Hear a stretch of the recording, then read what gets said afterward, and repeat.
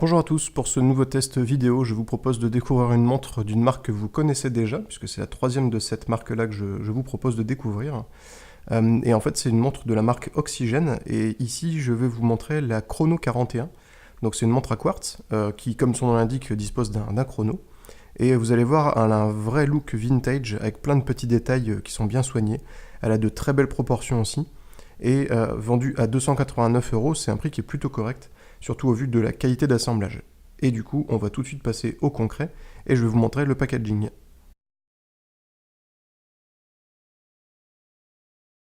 Alors, comme toute la gamme Oxygène, le packaging est simple, mais il est vraiment efficace. Donc on a une surboîte ici en carton plutôt épais, donc on va tout de suite enlever. Elle est bleu foncé avec les écritures et le liseré en blanc. Donc c'est plutôt joli, c'est assez qualitatif.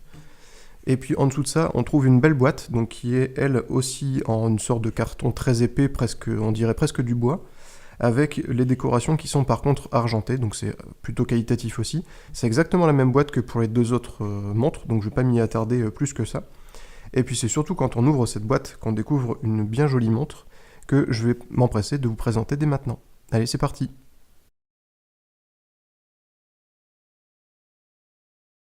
Voici donc la Oxygène Chrono 41. Donc c'est une montre qui est vendue à 289 €. C'est une marque qui est d'origine française et en fait qui utilise un mécanisme Miyota à quartz donc, qui est plutôt une bonne chose hein, puisque c'est assez qualitatif quand même. C'est surtout un excellent rapport qualité-prix.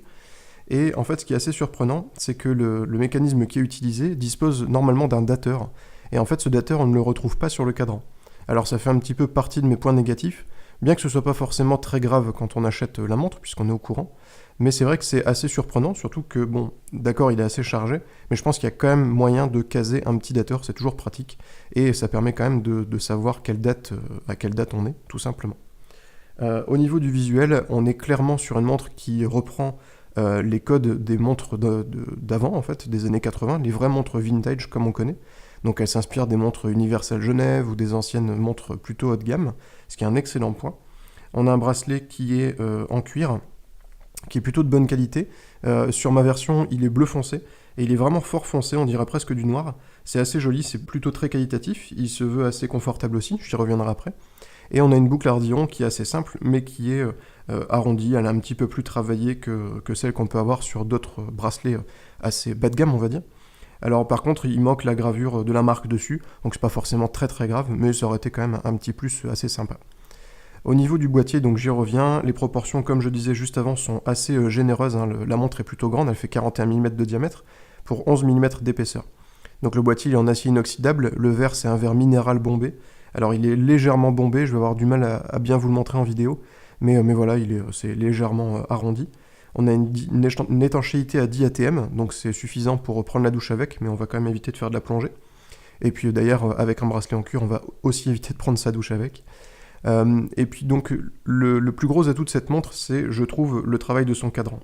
On a un cadran qui est vraiment très chargé, on y trouve beaucoup de détails, notamment une échelle de télémètre, une base 1000, etc. Enfin, il y a vraiment beaucoup de graduations dessus, et c'est assez sympa. Et ce que je trouve vraiment sympa sur celle-ci, c'est qu'en fait, sur les petits compteurs, donc ici des secondes et du chrono à gauche, en fait, ces compteurs se superposent aux graduations qui servent à donner l'heure. Alors c'est assez original, et c'est surtout que c'est vraiment un beau clin d'œil aux montres d'avant, puisque c'était comme ça que c'était fait avant. On a des aiguilles qui sont bleu foncé métallisées, qui sont très jolies, et qui permettent surtout d'avoir une excellente lisibilité, puisque le contraste est presque parfait. Le fond du cadran, lui, il est alors entre gris très clair et blanc. Il est assez joli, je pense qu'il est mat. J'arrive pas en tout cas à vraiment bien refléter la lumière dessus, donc je pense qu'il est mat. Ou en tout cas, il est un peu satiné. Et voilà, c'est vraiment très joli. On a une montre qui est vraiment très vintage, là pour le coup, plus vintage, je pense que ça aurait été compliqué, à part peut-être en employant un boîtier doré ou en or rose, hein, comme c'est la mode actuellement, mais ça c'est une question de goût. Sur le côté du boîtier, on trouve donc 3 boutons, les 2 boutons du chrono, que je vais vous montrer juste après, et puis la petite couronne de réglage qui est frappée de l'étoile de la marque, donc qui est le logo d'Oxygène. C'est assez sympa, c'est assez travaillé, et puis c'est surtout que cette couronne est quand même pas mal volumineuse, hein, comme sur des montres mécaniques, ce qui est assez rigolo pour une montre à quartz. Mais voilà, elle s'utilise très facilement, pour régler l'heure c'est extrêmement facile, et du coup ça en fait un bon point. Au niveau du cadran donc, le chrono il fonctionne assez simplement, Par contre, on a un pas de chrono qui est au 20e de seconde à peu près. Alors c'est assez sympa parce que du coup, on a un mouvement qui est pas tout à fait fluide, mais un peu plus fluide que sur des montres à quartz plus ordinaires, on va dire. Et visuellement, ça ajoute un petit plus assez sympa, bien que ça change pas grand-chose à la perception de la montre. Donc la remise à zéro se fait en bas ici. Et moi, quelque chose que j'aime beaucoup avec cette montre, et surtout son mouvement, c'est qu'en fait, l'appui sur les boutons est assez dur, et on a vraiment un cran d'appui qui est bien prononcé. Ça, j'aime bien, je trouve que ça donne un esprit très qualitatif à la montre, et du coup, ça va lui permettre de se différencier et de justifier son prix de 289 euros. Donc voilà pour la montre. Au niveau de la qualité de fabrication, il n'y a vraiment pas grand chose à dire, hein. Le bracelet, il aurait peut-être mérité d'être un petit peu plus qualitatif, mais bon, il est quand même très agréable à porter. Je ne vais pas critiquer, ce serait assez dommage. Il est vraiment bien. Son look, après, il faut aimer, hein, c'est quand même imitation crocodile et puis au bleu foncé, donc c'est pas très très courant. Mais l'avantage aussi, c'est qu'il fait 22 mm de largeur, donc ce sera très facile à remplacer. Au niveau donc du boîtier, c'est pareil, les ajustements sont excellents, comme sur les deux autres modèles que je vous ai présentés dans deux autres tests du coup. L'arrière du boîtier, lui, il est décoré donc du logo Oxygen Legend. Je vais vous montrer ça tout de suite.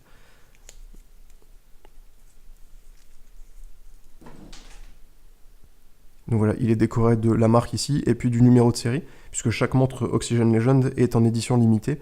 Ici, elle est limitée à 888 exemplaires, ce qui est assez sympa comme chiffre, assez original surtout.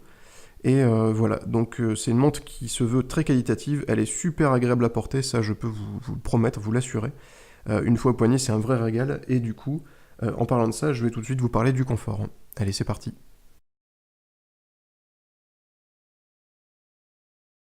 Alors, comme d'habitude, hein, pour vous parler du confort, je passe la montre au poignet, c'est quand même beaucoup plus réaliste. Alors, c'est une montre qui est très masculine, hein, aussi bien au niveau de ses proportions que de son design. C'est une montre qui est plutôt destinée aux hommes. N'importe qui peut la mettre, évidemment, même vous, mesdames, il n'y a pas de souci là-dessus. Mais c'est vrai que je pense qu'elle a été plutôt prévue pour les hommes. Au niveau du confort, c'est vraiment une excellente montre, hein. Comme les deux autres modèles de la marque, j'ai vraiment pas grand chose à dire. Elle a un poids qui est plutôt correct, je pense qu'on est à peu près dans la moyenne. Alors je l'ai pas pesé pour vous le dire, mais je vais le faire pour ajouter l'information à l'article. Au niveau du volume donc, de cette montre, elle est quand même assez imposante. Elle est un peu épaisse, mais ça reste tout à fait dans les standards aussi. Et puis c'est surtout qu'elle a des angles qui sont très arrondis, aussi bien sur les contours du boîtier que sur la couronne. En tout cas, elle est absolument pas blessante, vous pouvez la porter plusieurs jours de suite sans être gêné par n'importe quel aspect du boîtier, aussi bien du boîtier que du bracelet d'ailleurs. Le bracelet, il est assez confortable aussi, hein, c'est du standard. On a pas mal de perforations, ce qui permettra d'avoir un réglage assez précis. Et puis voilà, on a une montre qui est vraiment très agréable au poignet, qui a un vrai look vintage avec une chemise, c'est très très élégant. Ça, je peux vous l'assurer, en tout cas, c'est ce qu'on m'a dit. J'espère qu'on ne m'a pas menti.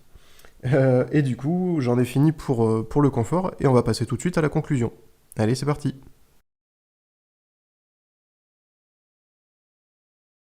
Alors, pour conclure avec cette Oxygen Chrono 41, en fait, c'est très simple. C'est une excellente montre à 289 euros.